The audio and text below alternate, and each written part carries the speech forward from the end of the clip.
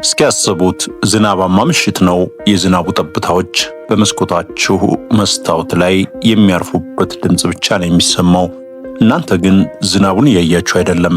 አይናችሁ ስልካችሁ ስክሪን ላይ ተተክሏል። አንድ የቅርብ ጓደኛችሁ እንዴት ነህ ወይም እንዴት ነሽ የሚል አጭር መልእክት ልኮላችኋል። ለመመለስ ትሞክራላችሁ፣ መጻፍ ትጀምራላችሁ። ዛሬ በጣም ከብዶኛል፣ በውስጤ የሚሰማኝ ባዶነትን መቋቋም አቅቶኛል፣ ማንም የማይረዳኝ ይመስለኛል ብላችሁ ልትጽፉ ትጀምራላችሁ። ግን በግማሽ መንገድ ላይ ትቆማላችሁ። የጻፋችሁትን መልእክት ታጠፉታላችሁ። በምትኩ አይ ደህና ነኝ፣ ትንሽ ድካም ስለተሰማኝ ነው ብላችሁ ትልካላችሁ።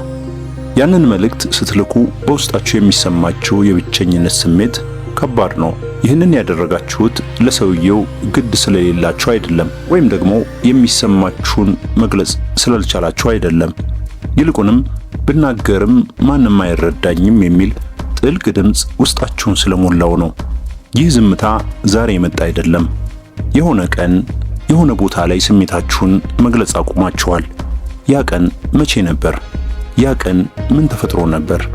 ዛሬ በመስታወት ቻናላችን በዝምታ ታፍኖ ስለሚሰቃየው ማንነታችንና ኤክሱላንሲስ ስለሚባለው አስገራሚ ስነ ልቦናዊ እስር ቤት በጥልቀት እንወያያለን።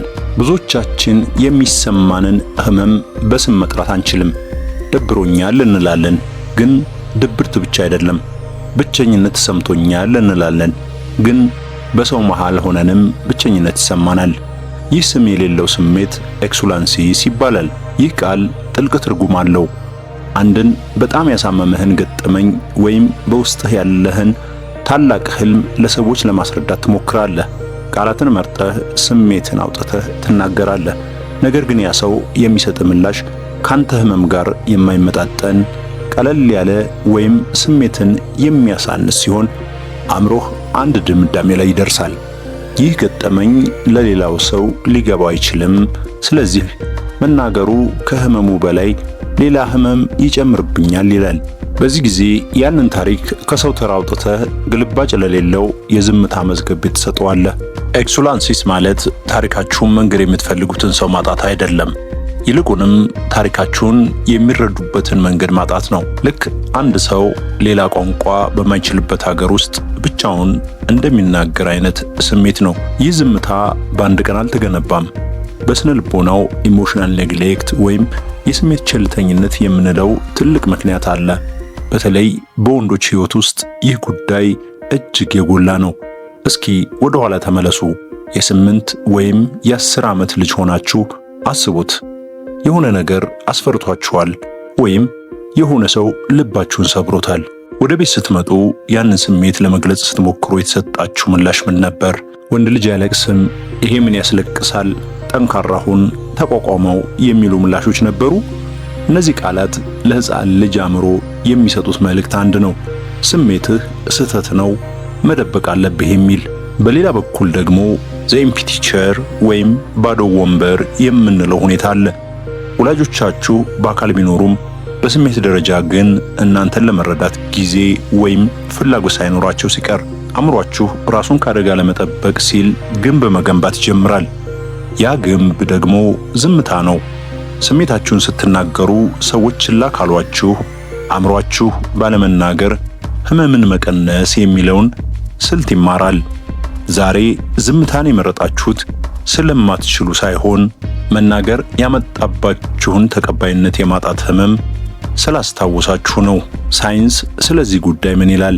በ2003 በናኦሚ አይዘንበርግ የተመራ ጥናት እንደሚያሳየው አንድ ሰው በማህበረሰብ ወይም በወዳጆቹ ተቀባይነት ሲያጣ ወይም ስሜቱ ችላ ሲባል በአእምሯችን ውስጥ የሚቀሰቀሰው ክፍል አንቴረል ሲንጉሌት ይባላል። የሚገርመው ነገር ይህ የአእምሮ ክፍል እጃችን ሲቆረጥ ወይም አካላዊ ህመም ሲሰማን የሚቀሰቀሰው ያው ክፍል መሆኑ ነው። ይህ ማለት ማንም አልተረዳኝም ብላችሁ ስታዝኑ አእምሯችሁ ልክ እንደ ትልቅ ቁስል አድርጎ ነው የሚቆጥረው። ሌላው አቮይዳንት አታችመንት ስታይል የምንለው ነው። በልጅነት ስሜታቸው ተቀባይነት ያላገኙ ሰዎች ሲያድጉ ከሰዎች ጋር ጥልቅ ግንኙነት ለመፍጠር ይፈራሉ። ይረዱኛል ከሚለው ተስፋ ይልቅ ባይረዱኝስ የሚለው ፍርሃት ያመዝናል። በተጨማሪም ለርንድ ሄልፕለስነስ ወይም የተማርነው አቅመቢስነት ቲዎሪን ማስታወስ እንችላለን።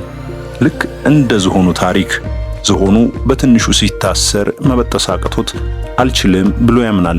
ሲያድግና ግዙፍ ሲሆን ግን በትንሽ ክር ቢታሰር እንኳን አይበጥሰውም። እናንተም ዛሬ ስሜታችሁን የመግለጽ ታላቅ አቅም እያላችሁ በልጅነት ያጋጠማችሁ የመረዳት እጦት ዛሬም እንደ ዝሆኑ ሰንሰለት አስሮ ይዟችኋል።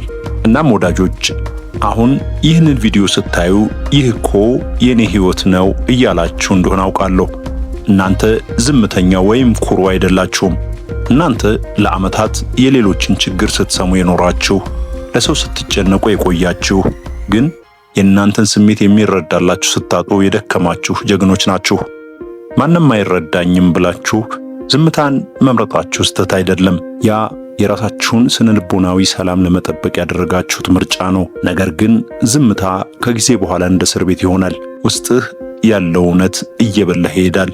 ስሜትህን ባለመናገርህ ከሰዎች የምታገኘውን ትችት ብትቀንስም ከራስህ ጋር የምታደርገውን ጦርነት ግን ታባብሰዋለህ። እናንተ መታየት የምትፈልጉ መሰማት የምትፈልጉና ከሸክማችሁ ማረፍ የምትፈልጉ ውድ ሰዎች ናችሁ።